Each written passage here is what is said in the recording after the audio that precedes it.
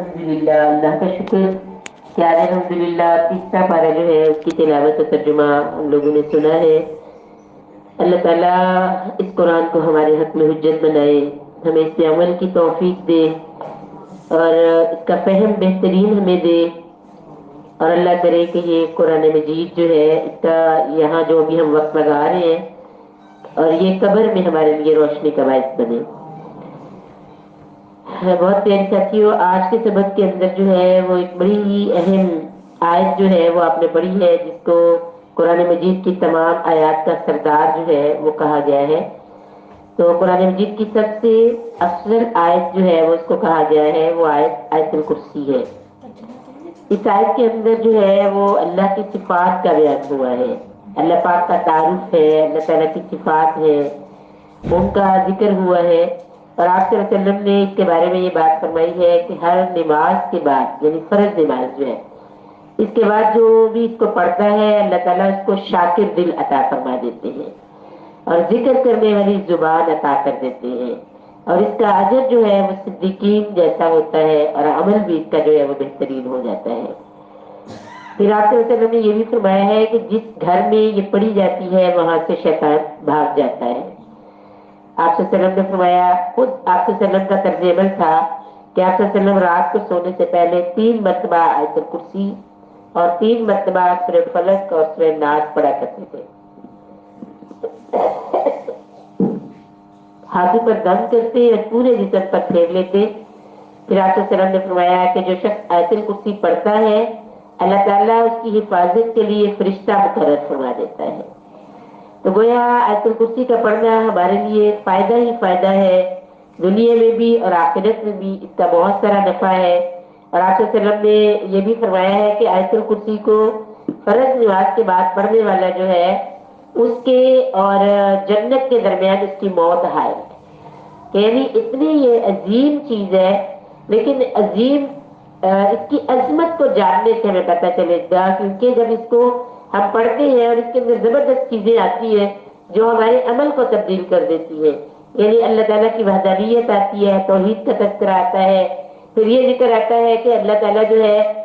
وہ ایسا بادشاہ ہے جس کو کبھی تھکاوٹ نہیں ہوتی، اس کو نیند نہیں آتی، پوری کائنات کے نظام کو چلانے کے باوجود وہ ہر وقت فریش ہے، آپ کی بات کو سنتا ہے، آپ کے سوالوں کا جواب دیتا ہے، آپ کی تکلیفوں کو دور کرتا ہے، آپ کی ساتھ ساتھ رہتا ہے، تھکتا نہیں ہے، نہ اس کو نیند آتی ہے نہ اونگ آتی ہے، اور بہت ساری چیزیں کہ قیامت کے دن اس کے ساتھ کوئی بات نہیں کر سکے گا، اس کی اجازت کے بغیر کوئی بول نہیں سکتا۔ لہذا یہ ساری امیدیں جو ہمیں لگی ہوتی ہے کہ فلاں میری سفارش کر دے گا، فلاں بڑا نیک ہے، اس سے میرے بڑے تعلقات ہیں، اس سب کی جو ہے وہ نفی ہو جاتی ہے کہ ہم نے اپنے ذاتی عمل کو اتنا بہترین بنا کے جانا ہے کہ اللہ تعالیٰ ہم سے راضی ہو جائے گا تو ہمیں فائدہ پہنچے گا، اور کسی اور کی محنت کا فائدہ صرف اسی کو ہو سکتا ہے۔ اللہ پاک ہمیں ہر طرح سے جو ہے وہ ہمارے لیے آسانیاں پیدا کرے کہ ہم اس کے دین کو جو ہے وہ بہتر انداز میں سمجھ بھی سکیں اور اس کی ترویج بھی کر سکیں۔ اس کے بعد اگلی جو اس کے بعد آیات آئی ہیں اس میں کچھ تو رکوع کے اندر آپ نے واقعات سنے ہیں، حضرت ابراہیم علیہ السلام کا واقعہ جو نمرود بادشاہ کے ساتھ گفتگو ہوئی ہے وہ پورا مکالمہ اس کے اندر آیا ہے، اور اس کے بعد اطمینان قلب کے حوالے سے جو مطالبہ کیا تھا حضرت ابراہیم علیہ السلام نے کہ آپ مردوں کو زندہ کیسے کرتے ہیں، وہ واقعہ بیان ہوا ہے، اور اس کے ساتھ جو ہے وہ طاغوت کا تذکرہ آیا ہے کہ طاغوت کیا چیز ہے۔ طاغوت تو ہم سب قرآن کی زبان سے ہم نے اس کو سنا ہے کہ اللہ تعالیٰ کہتے ہیں کہ طاغوت یعنی اللہ کے علاوہ، اللہ کی بات، اللہ کا کلام، اللہ کی ذات کے علاوہ جتنی بھی چیزیں ہیں وہ پھر باطل ہیں، وہ طاغوت ہے۔ تو طاغوت جب ہے تو ہمیں کرنا کیا ہے؟ سب سے پہلا کام، طاغوت ایمان کی ضد بھی ہے، سب سے پہلا کام یہ ہے کہ ہم طاغوت کا انکار کریں، طاغوت کو اپنے دل سے بھی نکال دیں، اپنی زبان سے بھی اس کو جگہ نہ دیں، اپنے عمل میں بھی اس کو آنے نہ دیں، اس کا انکار کریں۔ نمبر 2 ایمان، جب طاغوت کا انکار ہو جائے گا تو ایمان لے کے آئیں، اور اس کے بعد جو ہے وہ مسلسل کوشش شروع کر دیں طاغوت سے بچنے کی اور ایمان کو بڑھانے کی، اور اس کے لیے اللہ سے توفیق پھر ہم مانگیں۔ جو کوئی تابوت کا انکار کرے اور اللہ پر ایمان لے آئے، اس نے ایک ایسا سہارا تھام لیا جو کبھی ٹوٹنے والا نہیں ہے۔ اللہ سب کچھ سننے والا ہے، جاننے والا ہے۔ جو لوگ ایمان لاتے ہیں ان کا حامی و مددگار اللہ ہے، وہ اس کو تاریکیوں سے نکال کر روشنیوں میں لے آتا ہے۔ اور یہ چیز ہمیں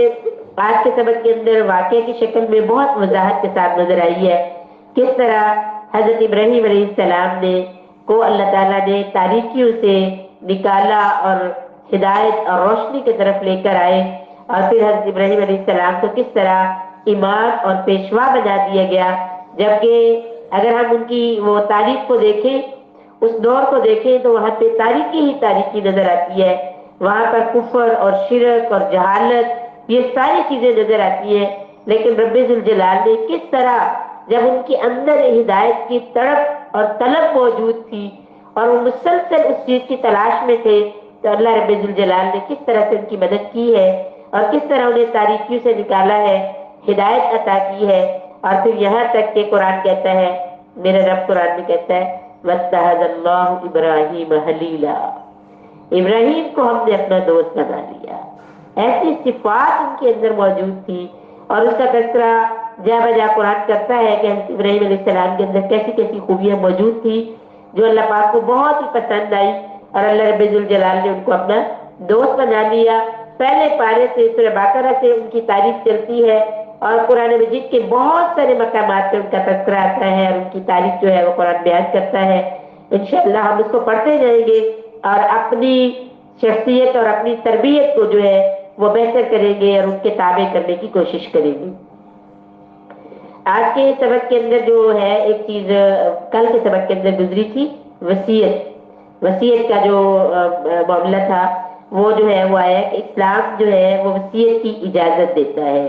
وصیت اس وقت جائز ہوتی ہے جب ترکہ زیادہ ہوتا ہے۔ ویسے تو سورہ نساء تو وہ ہم پڑھیں گے انشاءاللہ،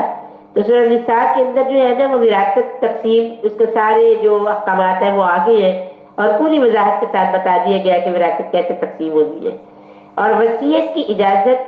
دی گئی ہے انسان کو، لیکن کب؟ جب اس کا ترکہ زیادہ ہوتا ہے، اس کے پاس زیادہ مال ہوتا ہے، اس وقت جو ہے وہ اجازت دی گئی ہے کہ وہ وصیت کر سکتا ہے۔ اور وصیت کتنے مال پر کرنی ہے؟ 1/3 پر، صرف اس سے زیادہ پر نہیں ہے۔ وارثوں کو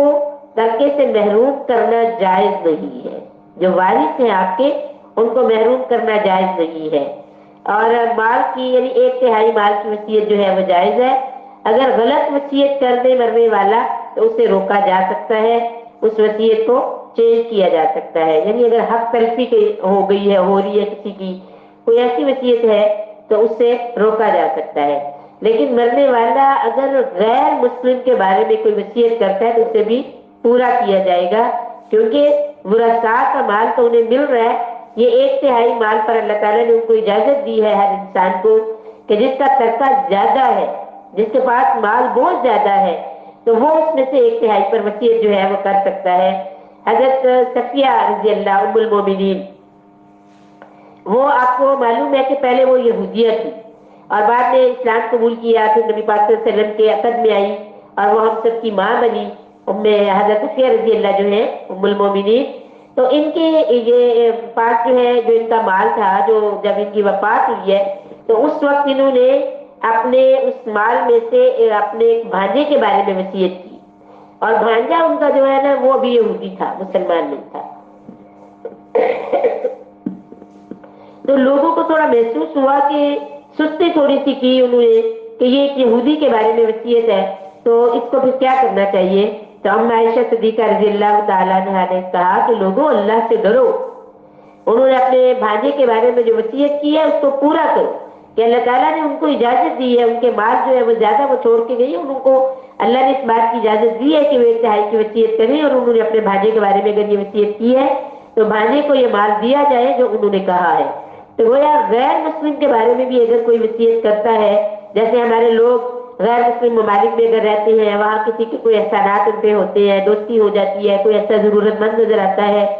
ان کا دل کرتا ہے کہ ان کی کچھ مدد کرنی چاہیے، انہیں کچھ دینا چاہیے، تو وہ 1/3 مال کے بارے میں اگر اس میں سے کچھ مال جو ہے وہ غیر مسلم کے بارے میں وصیت کرتے ہیں تو انہیں اجازت دی گئی ہے کہ وہ اس کی وصیت جو ہے وہ کر سکتے ہیں. لیکن مال اس کی شرط یہ لگائی ہے کہ اگر مال جو ہے وہ زیادہ ہے تو پھر جو ہے وہ 1/3 کی وصیت کی جا سکتی ہے. اسی طرح جیسے رشتہ داروں میں مطلب کوئی بہن بھائی یا کوئی بھانجا بھتیجا یا ہمسائے میں کوئی ایسا فرد ہے یا محلے میں کوئی ایسا ہے یا وہ اپنے مطلب یہ دینی اداروں کے بارے میں کوئی وصیت کرنا چاہتا ہے یا تحریکوں کے حوالے سے کوئی وصیت کرنا چاہتا ہے، کوئی فلاحی کام کے حوالے سے وصیت کر جاتا ہے، کوئی بھی وصیت جو ہے اگر مرنے والا اپنے مال کی 1/3 پہ کرتا ہے تو اس کو پورا کیا جائے گا. اور یہ بات کل کے سبق میں ہم پڑھیں گے کہ وصیت کو پہلے پورا کیا جائے گا اور وراثت بعد میں جو ہے وہ دی جائے گی. یعنی وصیت بھی پہلے، وصیت والا جو معاملہ ہے وہ بہت ضروری ہے کہ اس کو پورا کیا جائے. لیکن ایک بات یہاں پہ یہ بھی ہے کہ اگر وصیت غلط ہو گئی ہے، انہوں نے کسی کی حق تلفی کر دی ہے تو اس وصیت کو پورا نہیں کیا جائے گا. جیسے اسلام نے جو چیز دے دی ہے ہمیں اسلام کو فالو کرنا ہے. اپنے جذبات کی وجہ سے جو ہے وہ اس کو ہم آگے پیچھے نہیں کر سکتے کہ مجھے کسی سے بہت محبت ہے تو میں اپنی مرضی سے کچھ اس کو دینا چاہ رہی ہوں، یا مجھے کسی سے نفرت ہو گئی ہے یا کسی نے میرے ساتھ زیادتی کر دی ہے، اب میں اس کو جو ہے اس میں شامل نہیں کرنا چاہتی ہوں، اس کو تھوڑا دینا چاہتی ہوں، تو اس کی مجھے اجازت نہیں ہے. مجھے سیم جو قرآن کا آرڈر ہے اس کے مطابق ہی ساری وراثت جو ہے وہ تقسیم کرنی ہوگی. اور اگر کوئی ایسی وصیت کر جاتا ہے کہ کسی بچے نے، جیسے ہمارے ہاں یہ عام ہو جاتا ہے کہ جو بچے تنگ کرتے ہیں یا کوئی مسئلہ وجہ بنتی ہے تو والدین انہیں آپ کر دیتے ہیں، تو اس کی اجازت اسلام نہیں دیتا. ہم آپ نہیں کر سکتے اپنی اولاد کو،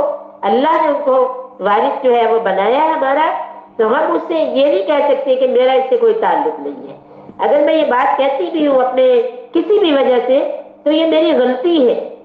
اس پہ آپ باقی سب لوگ میری تعریف کرنے لگ جائیں گے تو وہ بھی گناہ گار ہو جائیں گے. جو میری غلطی ہے اس کو سمجھنا چاہیے اور جس کا جو حق ہے وہ اس کو دینا چاہیے. تو حق والے کو اس کا حق جو ہے وہ ضرور دینا ہے. اس طرح اگر کسی نے غلط وصیت کی ہے تو اس کو غلط وصیت کو درست کیا جا سکتا ہے کہ ایک بیٹے کو زیادہ مال دے دیا ہے اور ایک کو کم دیا ہے یا بیٹی کو نہیں دیا، یا مطلب اس طرح سے جو بھی غلطی کوئی کرتا ہے اس کی اصلاح جو ہے وہ ہوگی. اللہ تعالیٰ ہمیں حق تلفی سے بچائے.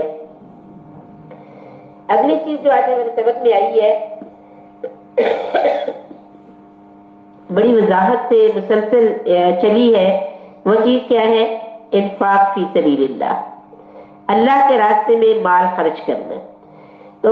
سورہ بقرہ کی یہ آیت یعنی نصف پارہ ہے، اس میں جو لوگ اپنے مال اللہ کی راہ میں خرچ کرتے ہیں ان کے حرض کی مثال تو ایسے ہے جیسے ایک دانہ بویا جائے اور اس سے 7 بالیں نکلے اور ہر بال میں 100 دانے ہوں. اس طرح یعنی اللہ جس کے عمل کو چاہتا ہے بڑھاتا ہے اور اس کے اجر کو اللہ تعالیٰ محفوظ فرما لیتے ہیں. اب دیکھنا یہ ہے کہ اللہ کے راستے میں جو مال ہم نے خرچ کرنا ہے وہ مال کس طرح کا ہونا چاہیے. سب سے پہلی بات یہ ہے کہ حلال ہو. حلال مال جو ہے وہ اللہ کے ہاں مقبول ہوتا ہے. جو مال حلال نہیں ہے اس کا اجر بھی نہیں ہے. مثلا ہم چوری کر کے اللہ کے راستے میں خرچ کر دیں، ہم کسی دوسرے کے مال پہ قبضہ کر لیں اور اس میں سے اللہ کے راستے میں خرچ کر دیں، ہم دھوکے اور فراڈ سے جو ہے وہ کاروبار کریں اور وہ اللہ کے راستے میں خرچ کریں، یا جتنے بھی ناجائز طریقے ہیں ان طریقوں سے مال کو اگر جمع کیا جائے اور اس کو رب کے راستے میں لگایا جائے تو وہ قابل قبول نہیں ہے. سب سے پہلی شرط جو لگائی گئی ہے جو مال ہم نے اپنے رب کے راستے میں لگانا ہے وہ حلال اور طیب مال ہونا چاہیے، پاک مال. اور نمبر 2 پہ یہ ہے کہ اس کا مصرف ٹھیک ہونا چاہیے، صحیح جگہ پر مال کو لگنا چاہیے. جو اللہ تعالیٰ نے مصارف بتائے ہیں آگے ہم پڑھیں گے سورہ انفال کے اندر جا کے، اور سورہ توبہ میں جیسے زکوٰۃ کے مصارف آتے ہیں، اور اسی طرح سورہ بقرہ میں بھی ہم نے پڑھے ہیں کہ کہاں ہمیں مال اپنا جو ہے وہ لگانا چاہیے. مال کا جو مصرف ہے وہ بہترین ہونا چاہیے اور صحیح اور اسلام کے مطابق ہونا چاہیے اور مال کو حلال ہونا چاہیے. یہ 2 شرطیں ہیں مال کی قبولیت کے لیے. پھر یہ کہ اللہ کی رضا کے لیے خرچ کیا جائے، نیت جو ہے اس کے اندر اللہ کی خوشی جو ہے وہ شامل ہو. مال خرچ کرنے کے بعد احسان نہ جتایا جائے. یہ ساری چیز آپ ترجمے میں سن کے آئے ہیں. احسان نہ جتایا جائے دکھاوا نہ ہو مال کے لیے، مال خرچ کیا جائے اور دکھاوا نہ کیا جائے، دل کے پورے ثبات اور قرار کے ساتھ مال کو لگانا چاہیے۔ میرا دل جو ہے وہ مطمئن نہیں، جب دل مطمئن نہیں ہوتا اور جب دل کے اندر پورا اطمینان نہیں ہوتا تو نقصان یہ ہوتا ہے کہ وہ بار بار ہماری زبان پہ ذکر آ جاتا ہے، وہ بڑی اچھی چیز تھی، وہ میرے کام کی بھی تھی، وہ میں نے اس کو دے دی، اب دے دی، اب چلو اللہ کے لیے میں نے دی ہے، یہ انداز ٹھیک نہیں ہے۔ وہ مجھے بڑا پسند تھا، وہ سوٹ مجھے بہت پیار پسند تھا، اپنے لیے میں نے سلایا تھا، وہ میرے بھائی باہر سے لے کے آئے تھے، دل تو میرا نہیں تھا لیکن اللہ کے لیے میں نے دے دیا۔ تو یہ انداز جو ہے یہ ٹھیک نہیں ہے کہ جس کے اندر دکھاوا ہو، جس سے آپ کا دل جو ہے وہ بے چین اور بے قرار ہو، آپ کو بار بار اس کا خیال تنگ کر رہا ہے اور پھر وہ آپ کی زبان پہ آتا ہے، پھر آپ لوگوں سے اس کو شیئر کرتے ہیں، تو اس طرح آپ اپنا مال نہ دیں۔ آپ اگر ویسے تو کل کے سبق میں آنا پہلی آیت یہ آ رہی ہے لن تنالوا البر، ہرگز تم نیکی کے مقام کو پا ہی نہیں سکتے جب تک کہ اپنی پسندیدہ چیز اپنے رب کے راستے میں نہ لگا دو۔ لیکن اگر میں اپنے دل کی ابھی اتنی تربیت نہیں کر پائی اور ابھی مجھے اپنے اوپر اتنا وہ نہیں ہے کہ میں اپنے جذبات کو قابو نہیں کر پاتی کہ میری زبان سے وہ لفظ پھسل جاتے ہیں، کتنے ہی لوگوں کا دل دکھ جاتا ہے اور اس کے اندر دکھاوا اور ریا شامل ہو جاتی ہے، تو پھر نہ دینا بہتر ہے دینے سے، کہ ہم دے کے تو اتنا نقصان کر رہے ہوتے ہیں اس کا۔ تو اس لیے یعنی دکھاوے کے لیے جو ہے وہ مال کو خرچ نہ کیا جائے اور دل کے پورے ثبات کے ساتھ اس کو خرچ کیا جائے، مال کا بہتر حصہ خرچ کریں۔ اور آپ نے ترجمے میں یہ بات سنی ہے کہ اللہ تعالیٰ نے بڑے اچھے انداز میں کہا ہے کہ اس کو ایسے سمجھو کہ اگر تمہیں کوئی دے، یعنی مال کا بیکار حصہ تمہیں دیا جائے اور تم صرف اس کو مروت میں لے لو، اندر سے تمہیں اچھا نہ لگے کہ اس نے یہ مجھے کیا دیا، ایسا مال نہ دو، ایسا مال خرچ نہ کرو جو کہ یعنی چھانٹی کر کے جو ہم لوگ کرتے ہیں کہ ہم اپنے گھر کی صفائی کرتے ہیں، اپنی چیزوں کی چھانٹی کرتے ہیں اور پھر وہ مال ہم جو ہے وہ دیتے ہیں اور اس کے بعد جو ہے ہم سمجھتے ہیں کہ ہم نے بڑا اللہ کے راستے میں خرچ کیا ہے اور بڑے ہم خوش ہو رہے ہوتے ہیں یا لوگوں کو بھی سنا رہے ہوتے ہیں، تو یہ انداز ٹھیک نہیں ہے۔ اس میں کوئی حرج نہیں ہے کہ آپ کے پاس ایکسٹرا کچھ چیزیں موجود ہیں یا کچھ ایسی چیزیں موجود ہیں جو آپ کے استعمال کے قابل نہیں ہے، مطلب ایسے بچوں کے کپڑے ہیں جو چھوٹے ہو گئے ہیں یا آپ کے اپنے ہیں جو اب آپ نہیں پہنتے لیکن وہ اچھی حالت میں ہے، قابل استعمال ہے، کسی کو دے کے اس کا فائدہ ہو سکتا ہے، دینے میں کوئی حرج نہیں ہے، آپ دے دیں، وہ دیں اور اللہ کی رضا کے لیے دیں اور پوری اخلاص کے ساتھ دیں، کوئی حرج نہیں ہے۔ لیکن ایسا نہیں ہونا چاہیے کہ ہم ہر وہ اپنے مطلب یہ مجھے چھوٹے ہو گئے ہیں، ان کا تلف خراب ہو گیا ہے، ان کا اب رواج نہیں رہا، یہ اب فلانا یہ پھٹے ہوئے ہیں، یہ تو ایسے ہے، اور وہ ہمیں ایک شاپر بنا رہی ہو اور پھر ہم کہیں جی یہ کسی ضرورت مند کو دے دیتے ہیں، تو یہ معاملہ ذرا دیکھنے والا ہے، یہ درست انداز نہیں ہے ہمارا کہ اگر ہم اس طرح سے کرتے ہیں کہ ہر وہ چیز جو ہم سمجھتے ہیں کہ اب میرے گھر میں اس کے لیے جگہ ہی نہیں ہے، میرے کسی کام کا ہی نہیں ہے، تو میں اس کو اللہ کے راستے میں دینے لگ جاؤں، اس سے منع کیا گیا ہے کہ ہمیں ایسا نہیں کرنا چاہیے، بلکہ اپنے مال کا بہتر جو چیز ہے وہ ہمیں اللہ کے راستے میں لگانی چاہیے۔ جس طرح یہ جب آیت نازل ہوئی تھی نا لن تنالوا البر، تو حضرت طلحہ رضی اللہ جو ہے انہوں نے جب یہ آیت سنی تو وہ بڑے مالدار تھے، باغات بہت زیادہ تھے ان کے، تو انہوں نے ان کا باغ تھا جو مسجد نبوی کے بالکل سامنے تھا، اور اکثر میرے پاس پیغمبر صلی اللہ علیہ وسلم اللہ کروڑوں بار رحمتیں فرمائے میرے لاڈلے نبی صلی اللہ علیہ وسلم کی پیاری ذات پہ، اکثر وہ اس باغ میں تشریف لے جاتے اور وہاں پہ پانی کا وہ نہر بھی گزرتی تھی، یعنی انتظام تھا ٹھنڈے پانی کا بھی، تو آپ سے وہاں جا کے پانی بھی پیتے، اس باغ میں جاتے۔ تو جب یہ آیت نازل ہوئی نا تو حضرت طلحہ نے جب سنی تو آپ سے وسلم کے پاس آئے تو کہنے لگے یا رسول اللہ صلی اللہ علیہ وسلم میرے پاس باغات تو اور بھی ہیں لیکن یہ باغ خاص طور پہ مجھے بڑا محبوب ہے، بیرہا اس کا نام تھا اس کا۔ تو کہنے لگے کہ اللہ کے رسول صلی اللہ علیہ وسلم میں اس کو جو ہے وہ اللہ کے راستے میں وقف کرتا ہوں، دیتا ہوں، آپ اسے قبول فرما لیجیے، میں قربان ہو جاؤں۔ میرے لاڈلے نبی صلی اللہ علیہ وسلم نے فرمایا طلحہ تم نے بہت خوب جو ہے وہ سودا کیا ہے، طلحہ تم نے بہت خوب فائدہ کیا ہے، سودا کیا ہے۔ 3 دفعہ آپ صلی اللہ علیہ وسلم نے یہ جملہ فرمایا اور اس کے بعد فرمایا طلحہ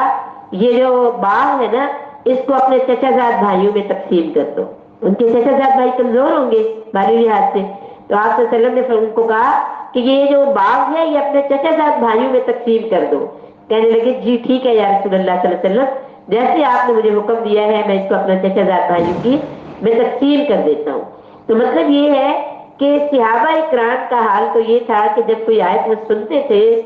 اسی لمحے وہ یہ چاہتے تھے کہ اس پہ عمل ہو جائے, اسی وقت ان کا دل کرتا تھا کہ اس بات پہ عمل ہو جائے. اور اللہ کے رسول صلی اللہ علیہ وسلم یعنی یہ آیت نازل ہوئی ہے کہ بہترین چیز دو, تو کہنے لگے یا رسول اللہ اس سے مجھے زیادہ کوئی اور عزیز نہیں ہے, کیونکہ یہ مسجد کے سامنے ہے اور پھر آپ صلی اللہ علیہ وسلم بھی اس میں آتے جاتے رہتے ہیں. میرے دل کو بڑا لگتا ہے, بڑی محبت ہے مجھے اس کے ساتھ, اور میرے رب نے مجھ سے محبوب چیز مانگی ہے, میں اپنا یہ جو باغ ہے اس کو اللہ کے راستے میں وقف کرتا ہوں. اللہ تعالیٰ ہم سب کو بھی توفیق دے کہ ہم بھی اپنی بہترین چیزیں اپنے رب کے راستے میں خرچ کرنے والے بن جائیں.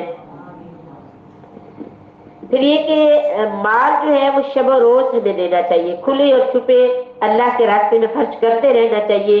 کبھی ظاہرہ بھی دے اور کبھی چھپے دے,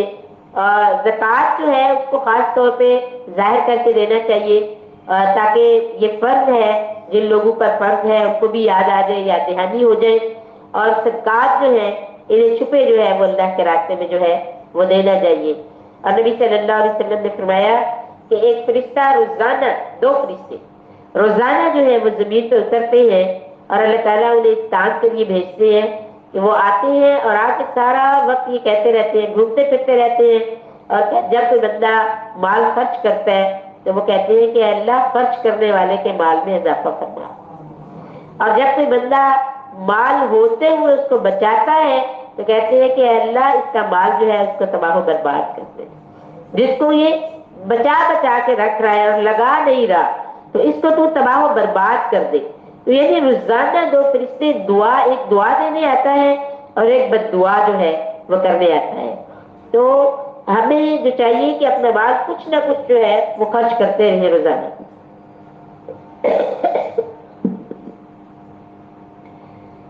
جی, اور آپ صلی اللہ علیہ وسلم کی حدیث میں سے ایک حدیث حضرت ابو ذر بیان کرتے ہیں آپ صلی اللہ علیہ وسلم کا شوق خرچ کرنے کے حوالے سے. ابو ذر بیان کرتے ہیں کہ میں عشاء کے وقت رسول اللہ صلی اللہ علیہ وسلم کے ساتھ مدینہ کی زمین میں چل رہا تھا. ہم احد پہاڑ کی طرف دیکھ رہے تھے کہ نبی پاک صلی اللہ علیہ وسلم نے مجھ سے فرمایا اے ابو ذر, میں نے عرض کیا میں حاضر ہوں یا رسول اللہ صلی اللہ علیہ وسلم. آپ صلی اللہ علیہ وسلم نے فرمایا اگر یہ احد میرے لیے سونے کا بن جائے, سبحان اللہ, یہ احد میرے لیے سونے کا بن جائے, میں پسند نہیں کرتا کہ تیسری رات آنے تک اس میں سے ایک دینار بھی میرے پاس ہو سوائے اس دینار کے کہ میں قرض ادا کرنے کے لیے اگر کوئی رکھ لوں, یعنی اگر مجھ پہ کوئی قرض ہو تو میں اسے رکھ لوں, ورنہ یہ احد پہاڑ اگر سونے کا بن جائے تو میں سارے کا سارا 3 دن کے اندر اللہ کے راستے میں خرچ کر دوں. اس کے بعد جو ہے کہتے ہیں کہ ہم آگے چل پڑے, اور جب ہم آگے چلے تو آپ صلی اللہ علیہ وسلم نے اپنے سامنے پھر اپنے دائیں پھر اپنے بائیں ہاتھ مارا, اور آپ صلی اللہ علیہ وسلم نے یوں کر کے ایسے کر کے اور ایسے کر کے اور ایسے کر کے فرمایا اس طرح میں احد پہاڑ جو ہے وہ تقسیم کروں, ہر طرف میں یہ مال جو ہے وہ تقسیم کرنا شروع کر دوں. کہتے ہیں اس کے بعد آپ صلی اللہ علیہ وسلم نے پھر مجھے کہا اے ابو ذر, میں نے عرض کیا میں حاضر ہوں یا رسول اللہ. آپ صلی اللہ علیہ وسلم نے فرمایا جن کے پاس مال زیادہ ہے, جن کے پاس مال زیادہ ہے وہی قیامت کے دن کم مال والے ہوں گے, کم مال والے ہوں گے, سوائے ان لوگوں کے جنہوں نے اس طرح اور اس طرح اور اس طرح راہ خدا میں خرچ کیا, اور آپ صلی اللہ علیہ وسلم نے دوبارہ اپنے ہاتھ سے اسی طرح سے کیا جیسے پہلے کیا تھا. اللہ اکبر, کم مال والے ہو جائیں گے, زیادہ مال والے, کیونکہ زیادہ مال نے اگر انہیں دنیا میں مصروف رکھا اور اللہ کی یاد سے غافل کر دیا اور اللہ کے کام سے روکے رکھا تو ان کے اعمال کمزور ہوں گے, وہ اپنے رب کے سامنے جب پہنچیں گے تو وزن کم ہو جائے گا. حضرت ابو امامہ بیان کرتے ہیں کہ رسول اللہ صلی اللہ علیہ وسلم نے فرمایا اے آدم کے بیٹے, तेरे लिए ये बेहतर है कि तू जरूरत से जायद माल को खुदा की राह में खर्च कर दे। अगर तू इसे रोके रखेगा तो ये तेरे लिए बुरा है, और जरूरत के मुताबिक रखने में तुझ पर कोई मलामत नहीं है। पहले इन पर खर्च कर जो तेरी परवरिश में है, और बाद में उन पर खर्च कर जो बाद वाले हैं। और फिर फरमाया, याद रख, ऊपर वाला हाथ यानी देने वाला हाथ जो है वो नीचे वाले हाथ से बेहतर है। हजरत अली कहते हैं, हजरत अली बिन हातिम बयान करते हैं कि रसूलुल्लाह सल्लल्लाहु अलैहि वसल्लम ने फरमाया, तुम में से हर एक के साथ इस तरह कलाम फरमाएगा, इसके और इसके दरमियान, रब के दरमियान कोई तर्जुमान ना होगा। अल्लाह अकबर। फिर वो अपनी दाईं तरफ देखेगा तो इसे अपने अमाल नजर आएंगे, फिर वो अपने बाएं तरफ देखेगा तो इसे अपने अमाल नजर आएंगे जो इसने आगे भेजे हुए होंगे। वो अपने आगे देखेगा तो अपने चेहरे के सामने इसे सिर्फ दोज़ख नजर आएगी। ऐ लोगों, दोज़ख से बचो, चाहे खजूर का एक टुकड़ा ही अल्लाह के रास्ते में हैरान करके। इससे बचने की कोशिश करो। इस हदीस को बुखारी ने रिवायत किया है। अल्लाह अकबर। हजरत अब्दुल्ला बिन शहीर अपने बाप से रिवायत करते हैं कि वो रसूल खुदा सल्लल्लाहु अलैहि वसल्लम से मिले, मैं कुर्बान हूँ, नबी सल्लल्लाहु अलैहि वसल्लम से मिले। कहते हैं मैं जब उनसे मिला तो आप सल्लल्लाहु अलैहि वसल्लम सूरह तकासुर पढ़ रहे थे। आप सल्लल्लाहु अलैहि वसल्लम ने फरमाया, आदम का बेटा कहता है मेरा माल, मेरा माल, मेरा माल। और आप सल्लल्लाहु अलैहि वसल्लम ने फरमाया, आदम के बेटे, क्या तेरा इसके अलावा भी कोई माल है जो तूने खैरात में खर्च कर दिया, या खाकर खत्म कर दिया, या पहनकर पुराना कर दिया? इसके अलावा तो तेरा माल नहीं है, बाकी माल तो मुरस्सा का है। अल्लाह, जो अल्लाह के रास्ते में दिया वो मेरा, जो मैंने खाया वो भी मेरा, जो मैंने पहन के पुराना किया वो भी मेरा, और जो मैंने बचा बचा के रखा है, जिसे देख के मैं खुश होती हूँ, वो मेरा नहीं है, वो मेरे मुरस्सा का माल है। हज़रत अबू हुरैरा बयान करते हैं कि रसूलुल्लाह सल्लल्लाहु अलैहि वसल्लम ने फरमाया, जिसने अल्लाह की राह में एक जोड़ा दिया, इसे जन्नत के दरवाजे से दरोगे पुकारेंगे। अल्लाह अकबर। जन्नत के हर दरवाजे पे खड़े दरोगे उसको पुकारेंगे और कहेंगे, ऐ फुलां इधर आओ, इस दरवाजे से जन्नत में दाखिल हो जाओ। क्या मंजर होगा जब नबी सल्लल्लाहु अलैहि वसल्लम ये हदीस बयान करते थे। सहाबा इकराम बैठे हुए हैं, अल्लाह के रसूल सल्लल्लाहु अलैहि वसल्लम क़यामत में कामयाब होने वालों का तज़किरा कर रहे हैं। जन्नत के दरवाजे खुले हैं और इस्तकबाल के लिए वहां पे वो दरोगे, वो फरिश्ते, ड्यूटी वाले मौजूद हैं, और वो बड़े एक्साइटेड है, बड़े वालेहाना अंदाज से जन्नतियों को देख रहे हैं और उनका इस्तकबाल कर रहे हैं, उनकी दिलजोई कर रहे हैं, और उन्हें बुला रहे हैं, अहलन व सहलन, सद मरहबा कह रहे हैं उन्हें, आओ आओ, इस दरवाजे से आओ, जन्नत में दाखिल हो जाओ। और सारे कह रहे हैं, इधर मेरे इस दरवाजे से आओ जिधर मैं खड़ा हूं। कोई कह रहे नहीं, आप इस दरवाजे से आओ, मैं कुर्बान हो जाऊं। हजरत अबू बकर सिद्दीक रजी अल्लाह वहां मौजूद थे। कहने लगे, अर्ज करने लगे, या रसूलल्लाह सल्लल्लाहु अलैहि वसल्लम, फिर तो वह शख्स कितना कामयाब होगा, उसका तो कोई नुकसान ही ना होगा, जिसको सारे दरवाजों वाले बुला रहे होंगे, इधर से गुजरो, इधर से गुजरो। आप सल्लल्लाहु ने फरमाया, अबू बकर, मैं उम्मीद रखता हूं कि तू इन्हीं लोगों में से है। कैसे अजीम लोग हैं कि मुझे उम्मीद है कि आप इन लोगों में से हैं। अल्लाह अकबर। अल्लाह के नबी कह रहे हैं। अल्लाह, आज हम अपना जायजा लें, कभी सोचें, थोड़ी देर तसव्वुर करें, क्या मुझे भी कोई कहेगा, मेरे पास भी कोई चीज है, कोई अमल ऐसा है कि मुझे भी कोई जन्नत का दरोगा आवाज लगा रहा हो اور مجھے کہہ رہا ہو کہ آؤ تم اس دروازے سے آ جاؤ. جب ہم اپنے آپ کو چیک کرتے ہیں تو ہمارے پاس ایسے اعمال کی کمی نظر آتی ہے. کچھ اعمال ہم کرتے بھی ہیں تو ان کے اندر نقص باقی رہ جاتے ہیں. جیسے ہم مال کو خرچ کرتے ہیں تو جو پیچھے ہم صفات پڑھ کے آئے ہیں ان میں ہمارے اندر کمی ہوتی ہے. دل کا وہ چاؤ، وہ اخلاص، وہ ریا سے بچتے ہوئے دینا، وہ کسی پہ احسان نہ جتانا. میری بہت پیاری ساتھیوں، ہم سے بڑی غلطیاں ہوتی رہتی ہیں. ہم اپنے لوگوں کو دینے کے بعد ان کے اوپر احسان جتاتے رہتے ہیں. اور اگر ہم نہیں بھی کبھی ہم ایسا نہیں بھی کہتے، لیکن ہمارے رویے، ہمارے عمل، ہمارا انداز ایسا ہوتا ہے کہ وہ فرد خود ہی ہم سے دبا دبا رہتا ہے، پریشان رہتا ہے کہ اگر میں نے مطلب کوئی بات کی تو میں یہ تو میرے پہ خرچ کرتی ہے، ہاتھ کھینچ نہ لے، آگے سے سنائی نہ دے، مائنڈ ہی نہ کر جائے. تو ہمیں اپنے افعال کا، اقوال کا جائزہ لینا ہوگا، اپنے رویوں کو چیک کرنا ہوگا کہیں. اور پھر وہ حدیث بھی یاد کرے جس میں آپ صلی اللہ علیہ وسلم نے فرمایا تھا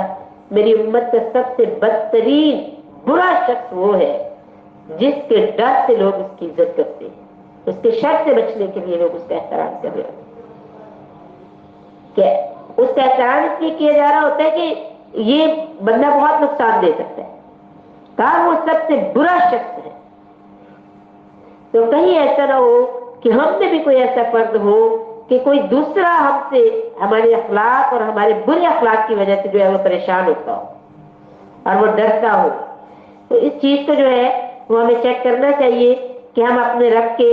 راستے میں کس طرح سے چل رہے ہیں، اس کے راستے میں خرچ کیسے کر رہے ہیں، اور کس انداز سے جو ہے وہ ہماری زندگی جو ہے وہ گزر رہی ہے. انفاق کے ثمرات کیا ہیں،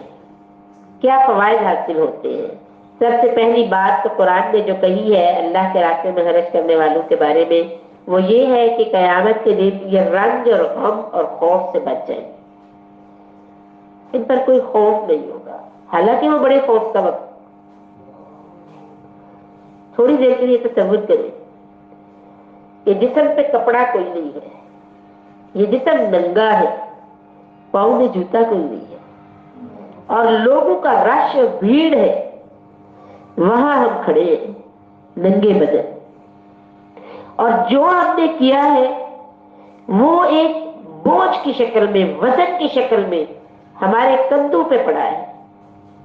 گرمی کی شدت ہے، پیاس سے زبان خشک ہو رہی ہے، قدم اٹھانا مشکل ہے. وہ منظر پورا سورہ نازیات بیان کرتی ہے، سورہ بس بھی بیان کرتی ہے. قلوب یومئذ واجفہ، دل دھڑک رہے ہوں گے. آنکھیں ابصارها خاشعہ، زمین کے اندر گڑی ہوئی ہوں گی. چہروں کے رنگ بدلے ہوئے ہوں گے، خوف کی کیفیت طاری ہو جائے گی. قدم اٹھانا محال ہو رہا ہوگا، وقت نہیں گزر رہا ہوگا. وہ تکلیف کا تو چند منٹ بھی کتنے مشکل ہوتے ہیں، چند سیکنڈ بھی مشکل ہو جاتے ہیں. اور وہ دن 50,000 سال کا دن ہوگا. لوگوں کی آنکھوں سے آنسو رواں ہوں گے، اتنے آنسو نکل رہے ہوں گے کہ حدیث کہتی ہے کہ لوگ اپنے ہی پسینے، جب پریشانی آتی ہے تو پسینہ انسان کو آتا ہے، اپنے ہی پسینے میں اور آنسو میں ٹخنو ٹخنو اور گھٹنے گھٹنے ڈوبے ہوئے ہوں گے. وہ کیسا منظر ہوگا، کیسا سخت وقت ہوگا. اور سامنے جہنم دھاڑ رہی ہوگی اور کوئی بات نہیں کرے گا. یوم یفر المرء، اس دن انسان کا حال یہ ہوگا وہ بھاگ رہا ہوگا، اپنی ماں کو نہیں دیکھنا چاہے گا. آج کے بچے ہماروں کا یہ حال ہوتا ہے کہ گھر بچہ جب آتا ہے تو ماں نظر نہ آئے تو فوراً چیخنا ہے امی جان کہاں ہے، امی کہاں ہے. قرآن کہتا ہے اس دن ماں کو دیکھنا نہیں چاہیے. اور ماں جس کا آج حال یہ ہے کہ 2 منٹ بچہ لیٹ ہو رہے تو دروازے پہ جا کھڑی ہو جاتی ہے، بچہ نظر آئے تو الحمدللہ کہتی ہے. اس دن قرآن کہتا ہے ماں اپنے بچے کی طرف نہیں دیکھے گی، نہ شوہر اپنی بیوی کو دیکھے گا، نہ بیوی اپنے شوہر کو دیکھے گی، نہ بہن اپنے بھائی کو دیکھے گی، نہ بھائی اپنی بہن کو دیکھے گا، کوئی رشتہ کسی کی طرف نگاہ نہیں کر رہا ہوگا، غم کی وجہ سے، غم اپنی جان کے لالے پڑے ہوں گے،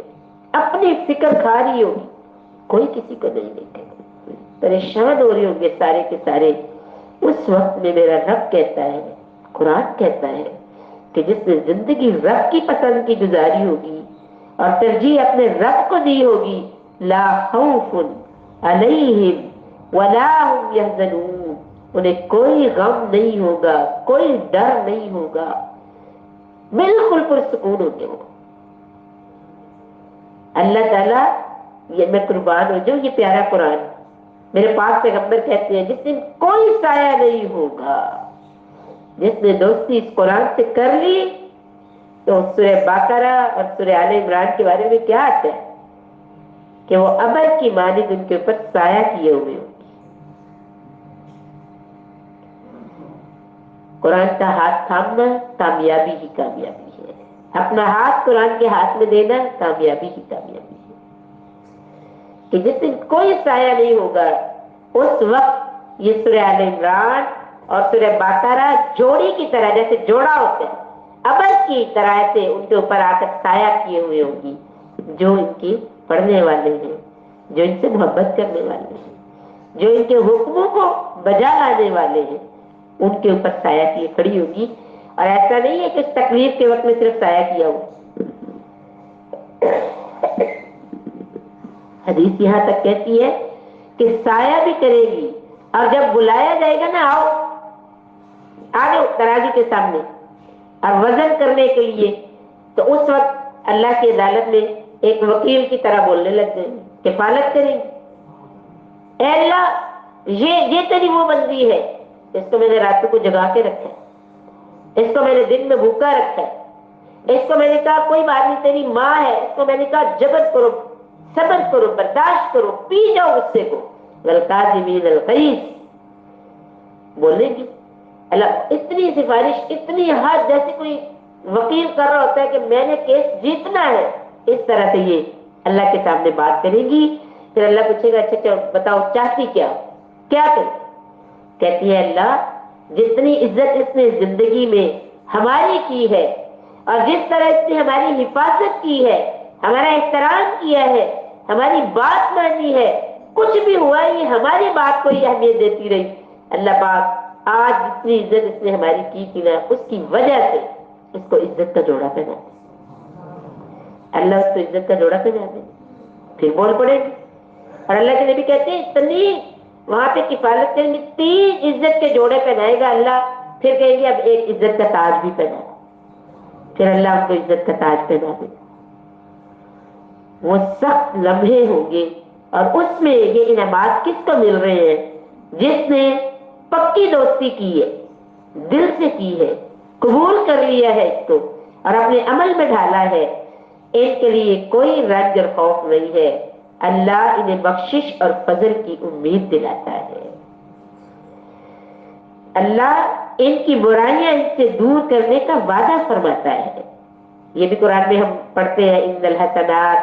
اللہ تعالیٰ جو ہے نیکیوں کے ذریعے برائیوں کو دور کرتا ہے، یذھبن السیئات، اگر ہم سے غلطی ہو جاتی ہے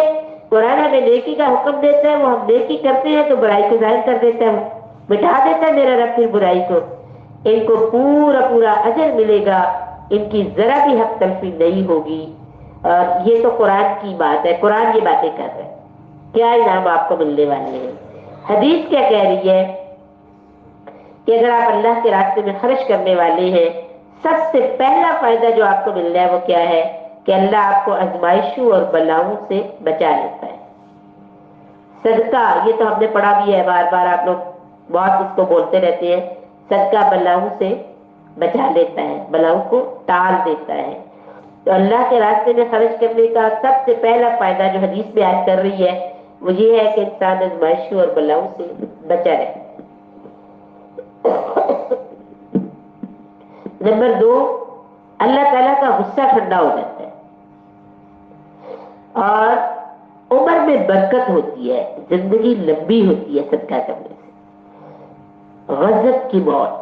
سے اللہ بچا لیتے ہیں۔ اللہ تعالیٰ ناراضگی کی حالت میں اس کو موت نہیں دیتے، جب اس سے راضی ہوتے ہیں پھر اس کو بلاتے ہیں۔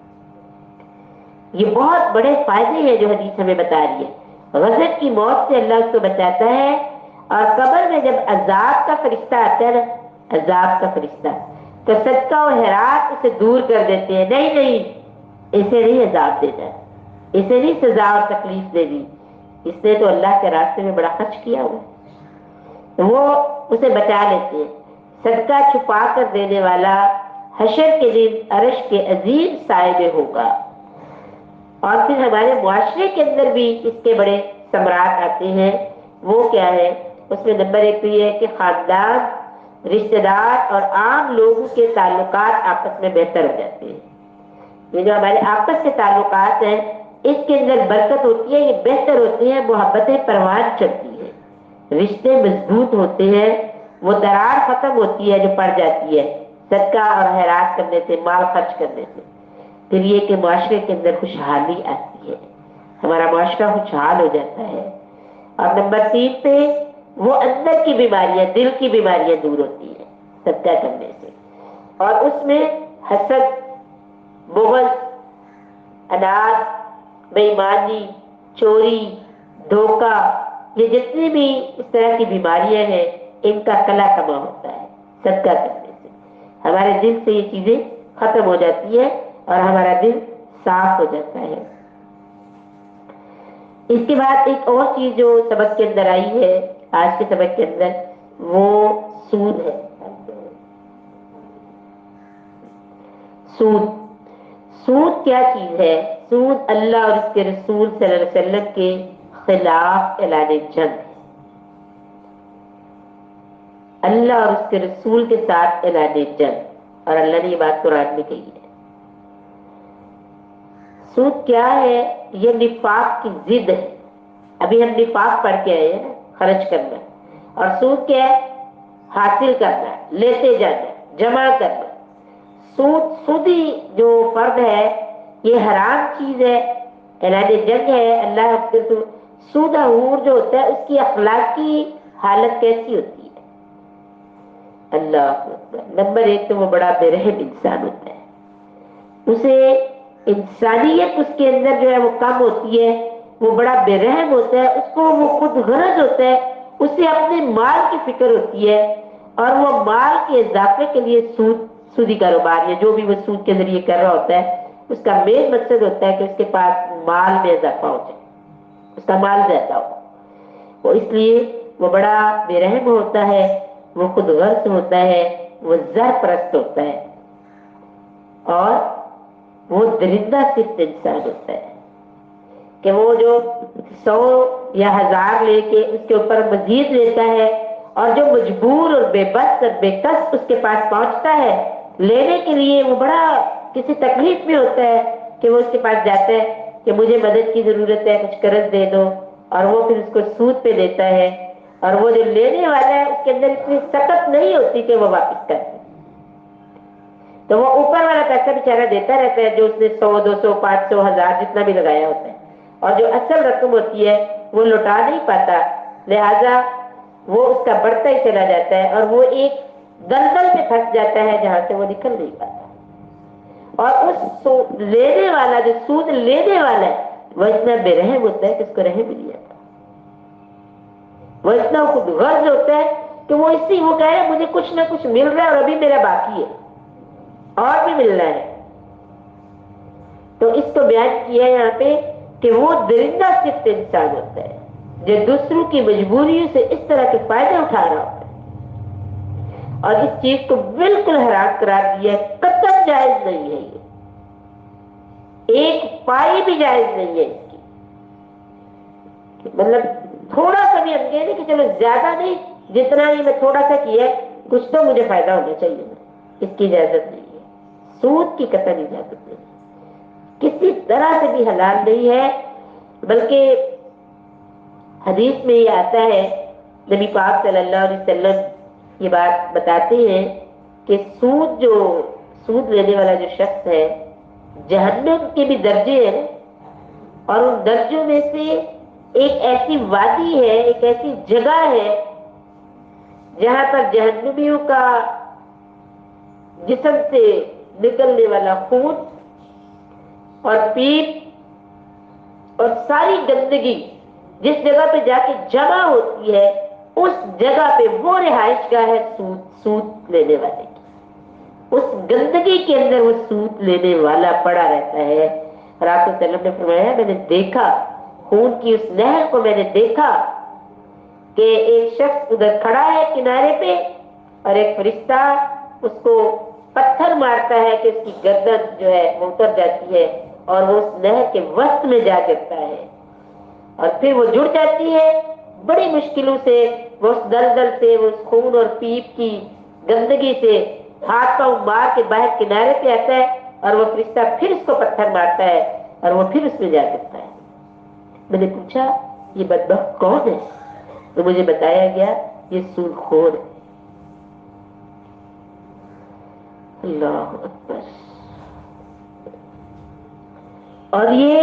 آج ہم دیکھیں تو مجموعی طور پہ ہم سارے اس گرفت کے اندر ہیں، ہم سارے پھنسے ہوئے ہیں اس کے اندر، اور ہمیں اس سے نکلنا ہے، کیونکہ یہ ایک حرام کام ہے، اور قرآن مجید جو ہے وہ اس کی نفی کر رہا ہے، لیکن ہم اس کو برداشت کر رہے ہیں۔ اس سارے سلسلے کو ہم جو ہے اس کی لپیٹ میں ہیں، اور ہم اس کو برداشت کر رہے ہیں۔ اب ہمیں اسے نکلنے کا سوچنا ہوگا کہ ہم کیسے نکل سکتے ہیں۔ یہ انفرادی طور پہ بھی ہوتا ہے، گھروں میں بھی یہ سلسلے چلتے ہیں، دکانوں میں بھی چلتے ہیں، اور یہ گورنمنٹ لیول پہ بھی چلتے ہیں، اور پھر یہ پوری دنیا میں جیسے ہم دیکھتے ہیں کہ ہم اپنا برتن لے کے کس طرح بڑوں کے سامنے اوپر کی سطح پہ جاتے ہیں، اور جا کے تو ان سے ہم یہ جو جتنی بھی مدد مانگتے ہیں اس کی واپسی کس طرح کی ہوتی ہے، اور آج ہم کس طرح جکڑے گئے ہیں، کتنے مقروض ہو گئے ہیں۔ جب کہتے ہیں کہ پاکستان میں پیدا ہونے والا بچہ بھی مقروض ہے،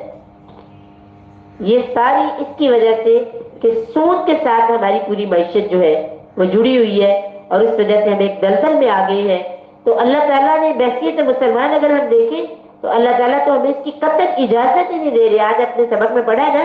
کہ جب تمہیں پتہ چل گیا ہے تو اس چیز کو ختم کر پڑھا، اور یہاں تک آئے کہ جو تم لے چکے، اب تک جو لے چکے وہ لے چکے، جو باقی رہ گیا ہے اس کو چھوڑ دو، صرف اپنی اصل رقم واپس لے لیجیے۔ سود کے ساتھ اب تم نے کہ یہ میں نے دیا ہوا ہے تو یہ میں لے لوں واپس سود کے ساتھ، آئندہ نہیں میں نے دینا، اس کی بھی اجازت نہیں دی۔ دیا بھی ہے، سود پہ بات طے ہو گئی تھی آپ کی، لیکن جب آپ نے واپس لینا ہے تو آپ نے سود نہیں لینا، اپنی اصل رقم ہی واپس لینی۔ یہ اللہ کا حکم آیا ہے کہ اس طرح آپ نے اس کام کو جو ہے وہ اب کرنا ہے۔ اس کے بعد جو ہے قرض کے لین دین کے اصول بھی ہمیں آج بتائے گئے ہیں کہ قرض جو ہے اس کا لین دین کیسے کرنا ہے۔ تو اسے فرمایا کہ جب آپ قرض ایک دوسرے کے ساتھ لین دین کرتے ہیں تو اسے کیا کریں، لکھ لیا کریں، لکھ کے، چاہے آپ 100 روپیہ یا 10 روپے یا 1000 روپیہ یا 500 دے رہے ہیں، بہتر طریقہ یہ ہے کہ قرآن کے اصول کو فالو کریں، ہمارے معاملات انتہائی خوبصورت رہیں گے۔ لیکن جب ہم دیتے کہ کوئی بات نہیں ہے، 1000 روپیہ یا نا 500، اب اس کا کیا لکھنا ہے، تو بعد میں ہم بدگمان ہو جاتے ہیں۔ جب کوئی غلطی ہوتی ہے، کوئی بھول چول ہو جاتی ہے، کوئی ایسے معاملہ ہو جاتا ہے، ہمارے معاملات آپس میں خراب ہونے لگتے ہیں۔ ہمیں اسلام پہلے ہی طریقہ بتا رہا ہے، ضرورت پڑ سکتی ہے، ایسا ہو سکتا ہے کہ کبھی ہم ایک دوسرے سے لین دین کے معاملات کرنے پڑتے ہیں، تو اس کے لیے ہمیں طریقہ یہ بتایا گیا کہ جب آپ قرض کا لین دین کریں تو اسے لکھا جائے۔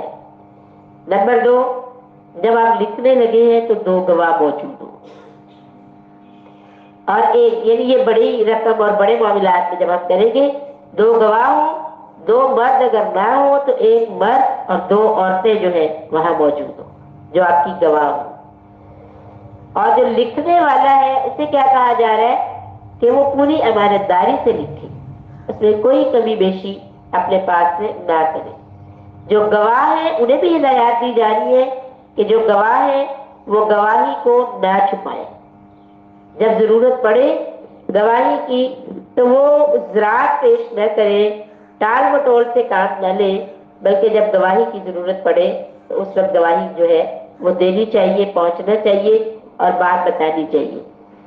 آخری بات جو ہے، ہر حال میں اللہ سے ڈرا جائے، ہر حال میں تقوی اختیار کیا جائے۔ اللہ کا تقوی ہی ہمیں صراط مستقیم پر چلانے میں سب سے بڑا ہمارا مددگار ہے، اور ہمیں درست بات کہنے اور درست عمل کرنے کے لیے سب سے زیادہ معاون جو چیز بنتی ہے وہ تقوی ہے، کہ ہمیں تقوی اختیار کرنا ہے۔ اور جب تقوی والی صفت ہمارے پاس آ جائے گی تو باقی چیزیں جو ہیں وہ انشاءاللہ اللہ کی رحمت اور اس کے فضل سے ہمیں جو ہے وہ مل جائے گی۔ اللہ تعالیٰ سے یہ دعا ہے کہ اللہ تعالیٰ ہمیں اس دین کی سمجھ دے اور اس سمجھ کے ساتھ اس پہ بہتر عمل کی توفیق عطا فرمائے، اور کل قیامت کے دن ہمیں اپنی رضا جو ہے، اللہ کی جو رضا ہے وہ ہمیں حاصل ہو جائے، اللہ ہم سب سے راضی ہو جائے، ہم سب پہ جو ہے وہ مہربان ہو جائے۔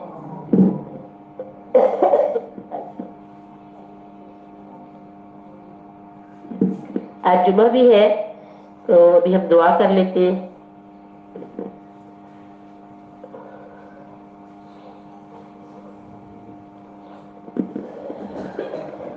بسم اللہ الرحمن الرحیم،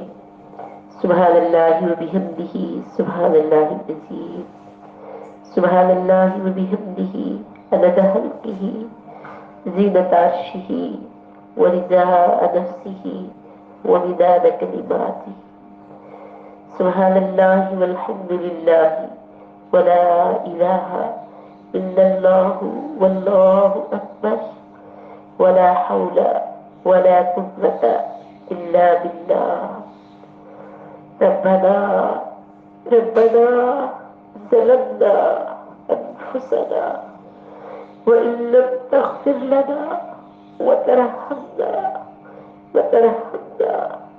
لنكونن من الخاسرين۔ ربنا ربنا لا تؤاخذنا إن نسينا أو أخطأنا، ربنا ولا تحمل علينا إصرا كما حملته على الذين من قبلنا، ربنا ولا تحملنا ما لا طاقة لنا به، واعف عنا واغفر لنا وارحمنا، أنت مولانا فانصرنا على القوم الكافرين۔ اللهم صل وسلم على نبينا محمد، اللهم صل وسلم على نبينا محمد، اللهم صل وسلم على نبينا محمد۔ اے اللہ، اے ارحم الراحمین، اے غفور الرحیم، اے تواب الرحیم، اے ودود الرحیم، اے رؤوف الرحیم، اے رؤوف الرحیم، اے میرے مہربان اللہ، اے 70 سلیموں سے بڑھ کے پیار کرنے والے، اے اپنے گنہگار بندوں کی عیبوں کی پردہ پوشی کرنے والے، اے میرے مالک مولا، اے اللہ، ہر طرح کی تعریف تیرے لیے ہے، ہر طرح کی کبریائی تیرے لیے ہے، ہر طرح کی بڑائی تیرے لیے ہے۔ اے میرے اللہ، اے میرے رب، بہت تعریف تیرے لیے۔ اے اللہ، تو بڑا بابرکت ہے، بڑا پاک ہے، بہت عظمت والا ہے۔ اے اللہ، تو وحدہ لا شریک ہے۔ اے اللہ، تو اکیلا ہے، اپنی تعریف اللہ، اپنی صفات اور ذات میں تو یکتا ہے۔ اے میرے مالک مولا، اے میرے رب، اے میرے آقا، اللہ، میں تیرا کروڑ شکر ادا کرتی ہوں اس بات پر کہ تو نے ہمیں انسان بنایا۔ ربی، تیرا کروڑ شکر تو نے ہمیں مسلمان بنایا۔ ربی، تیرا کروڑ شکر تو نے ہمیں محمد رسول اللہ صلی اللہ علیہ وسلم کا امتی بنایا۔ اے میرے پیارے رب، اے میرے آقا، تیرا بڑا شکر، تو نے ہمیں قرآن جیسی عظیم کتاب دی ہے۔ اے اللہ تیرا شکر، تو نے ہمارے دلوں میں اپنے پیغمبر، اپنی کتاب کی محبت پیدا فرما دی ہے۔ تو نے ہمیں ایمان جیسی دولت نصیب کر دی۔ اے میرے رب، اے میرے آقا، اے اللہ، تیرے بڑے احسانات ہیں، تیری بہت بہت نعمتیں ہیں، ہم نے شمار نہیں کر سکتے۔ میرے مالک و مولا، ہم بڑی کمزور ہیں، ہم بڑی کمزور ہیں۔ آقا، اے مالک و مولا، نہ ہم تیری نعمتوں کا شکر ادا کر سکے، نہ تیرے رب ہونے کا کوئی حق ادا کر سکے۔ مالک و مولا، ہم کمزور ہیں، بے بس ہیں، ہم سے غلطیاں ہوتی ہیں، ہم سے گناہ ہوتے ہیں، بار بار ہوتے ہیں۔ اے ربی، اے ربی، اے میرے پیارے رب، اے اللہ، ہم تجھ سے مدد چاہتے ہیں، ہماری مدد فرما۔ اے اللہ، ہم ایاک نعبد و ایاک نستعین، ہم تیری بندگی کے تقاضے پورا کرنا چاہتے ہیں، ہمارے ہاتھ تھام لے۔ اے ربی، ہمیں صراط مستقیم پہ چلا دے، ہمارا مددگار بن جا، ہمیں کامیاب کر دینا۔ اے میرے مالک و مولا، ہمیں اس بات کی صحیح فہم اور سمجھ دے کہ یہ دنیا فانی ہے، ختم ہو جانے والی ہے۔ یا اللہ، اس کا فائدہ بہت چھوٹا ہے اور آخرت کا فائدہ ہی اصل فائدہ ہے۔ اللہ، ہمارے شعور میں ڈال دے اس بات کو، ہمیں اس بات کے لیے فکر مند کر دے کہ ہماری آخرت کامیاب ہو جائے۔ ہمارے دلوں کے اندر اللہ اپنی محبت کی شدت کو بلند کر دے، ہر چیز سے بڑھ کر ہمیں تو پیارا ہو جائے۔ ربی، ہم تجھ سے تیری محبت چاہتے ہیں، ہم تجھ سے تیری محبت کا سوال کرتے ہیں، ہم تجھ سے سوال کرتے ہیں، ہمیں اپنا بنا لے، ہمارا نام اپنے پسندیدہ لوگوں میں کر لے۔ ربی، ربی، ہمیں ہر چیز سے بڑھ کر تو پیارا ہو جائے، ہم سے وہ کام کروا لے جن کاموں کے کرنے سے تو راضی ہو جاتا ہے۔ ربی، اے میرے مالک و مولا، اے الہ العالمین، اے میرے بہت پیارے رب، اے میرے رب، ہم اپنے آپ کو تیری پناہ میں دیتی ہیں، تیری حفاظت میں دیتی ہیں۔ اللہ، تو ہمیں، اللہ، ہماری اولادوں کو، ہمارے والدین کو، ہمارے بہن بھائیوں کو، ہمارے عزیز و اقارب کو، ہمارے شوہروں کو، اے ربی، اپنی پناہ میں لے لے، اپنی حفاظت میں لے لے، اپنی امان میں لے لے۔ اے مالک و مولا، تجھ سے بڑھ کر کون محافظ ہو سکتا ہے؟ تجھ سے بڑھ کر کس کی پناہ قابل بھروسہ ہو سکتی ہے؟ آقا، الہ العالمین، ہم اپنے آپ کو مکمل تیری سپردگی میں کرتے ہیں۔ اے مالک و مولا، تو ہمارے بدن کو، پورے جسم کو، ہمارے مال کو، ہماری اولادوں کو، ہمارے عزیز رشتوں کو، ہمارے حلقہ احباب کو، ہمارے دوستوں کو، ہمارے جاننے والوں کو، ہم سب کو نیکی، خیر اور بلائی کی راہوں پہ دوڑا، ہمیں اپنے راستوں میں تھکا لے، ہمیں قبول کر لے، ہمیں قبول کر لے، ہمیں قبول کر لے۔ ربی، جب تیری طرف واپسی کا وقت آئے، ہماری زبان پہ تیرا ذکر ہو، تیری توحید جاری ہو۔ اے میرے مالک و مولا، تیرے ایسے فرشتے ہمارے سامنے آئے جان قبض کرنے کے لیے۔ اے ربی، جن کے چہرے نورانی ہو، جن کی بات اے اللہ نرمی والی ہو، اے رب ارحم الراحمین، وہ اپنوں سے جدائی کا وقت ہوتا ہے، اے اللہ اس جدائی میں اے میرے مالک خوشی غالب کر دینا، اپنی ملاقات کی خوشی۔ کبھی ہمیں یہ خوشی ہو کہ ہم تجھ سے ملنے والے ہیں، انعام کو پانے والے ہیں۔ اللہ ہماری قبروں کو ہمارے لیے اے اللہ آرام دہ بیڈ روم بنا دینا، ہمیں وہاں سکون کی نیند دے دینا، ہماری قبر وہاں کے سارے مراحل آسان کر دینا، ہماری قبروں کو ٹھنڈا روشن کرنا، اے اللہ تاحد نظر انہیں وسیع کر دینا، ہمارا یہاں بیٹھنا وہاں کام آ جائے، میرے مالک تیری راہ میں چلنا وہاں کام آ جائے، میرے آقا اے اللہ جب ہم قبروں سے نکلے تو اطمینان کے ساتھ میدان حشر میں آ جائے، اور جب میدان حشر سے پولیس صراط کی طرف بڑھے اے ربی اللہ کوئی چیز نہیں جسے تیرے سامنے رکھ سکے سوائے تیری رحمت کے، تیری رحمت کی امید ہے، اپنی رحمت سے ہمیں پولیس صراط پر آسانی سے تیزی سے گزر جانے والا بنانا، میرے آقا یا اللہ جب ترازو لگے گا ہمیں اپنے مال پہ کوئی بھروسہ نہیں ہے،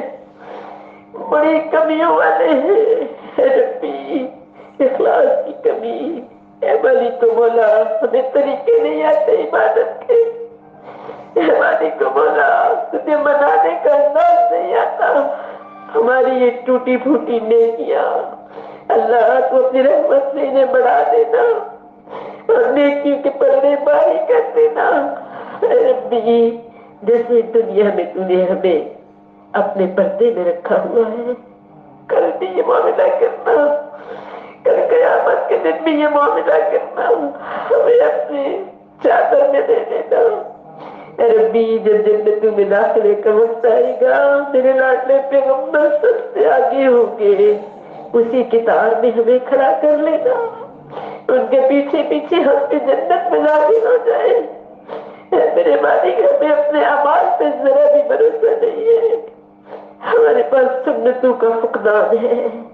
قرآن کی سمجھ کا فقدان ہے، ایمان کا فقدان ہے، کچھ بھی نہیں، صرف تیری رحمت پہ ہمارا بھروسہ ہے، تیری محبت کی وجہ سے ہم یہ امیدیں لگائے بیٹھے ہیں، تو ہم سے بہت پیار کرتا ہے نا اللہ، تو بہت پیار کرتا ہے نا ربی، ہمیں اس محبت کا جواب دینا بھی سکھا دے، ہم تیری محبتوں کا جواب محبت سے دینے والے بن جائے، ہمیں اپنے ساتھ محبت کرنے کا طریقہ سکھا دے، ہے مالک مولا ہمیں نہیں مانگنا آتا، ہمیں بن مانگے عطا کر دے، ہمارے پیارے پیغمبر نے تجھ سے بڑی خیر مانگی تھی، وہ خیر ہماری جولیوں میں ڈال دے، مالک مولا یہ دنیا فتنوں سے بھر گئی ہے، ہر طرف فتنے ہی فتنے ہیں، ہمیں ان فتنوں سے تمام شروع سے بچا لے، ہمیں بچا لے میرے رب، اے اللہ ہمیں بچا لے، اگر تینے اللہ اپنی رحمت والا ہاتھ آگے نہ کیا ہم ڈوب جائیں گے، ہلاک ہو جائیں گے، میرے رب ہمیں بچا لے، ہم پہ رحم فرما دے، ہمیں صراط مستقیم پہ چلنے کی ہمت عطا کر دے، ہمیں استقامت عطا فرما دے، ہمارے گھروں میں سکون عطا فرما، ہمارے فیملی ممبران کو آپس میں صحیح محبت کرنے والا بنا، ایک دوسرے کے لیے مخلص بنا، ایک دوسرے کا معاون بنا، نیکی کے معاملے میں ہاتھ تھامنے والا بنا، اے اللہ ہمیں ہماری اولادوں اور ہمارے شوہروں سے آنکھوں کی ٹھنڈک عطا فرما، دل کا سکون نصیب فرما، ہمیں اپنے والدین کے لیے صدقہ جاریہ بنا، ہماری اولادوں کو ہمارے لیے صدقہ جاریہ بنا، ہمیں ہمارے جو والدین زندہ ہیں ہمیں ان کے لیے ان کی آنکھوں کی ٹھنڈک بنا، ہمارے بچوں کو ہماری آنکھوں کی ٹھنڈک بنا، اللہ ہمیں دین کا وارث بنا، ہمیں دین کا وارث بنا، اللہ پاک میرے مالک کو مولا یہ تیری کتاب ہمارے حق میں قلم حجت بن جائے، اے ربی یہ قرآن ہمارا ساتھی بن جائے، یہ ہمارے دلوں کا سرور بن جائے، اللہم نور قلوبنا بالقرآن، ہمارے دلوں کو اس کی روشنی سے منور کر دے، ہماری دعائیں قبول فرما دے، ہماری دعائیں قبول فرما دے.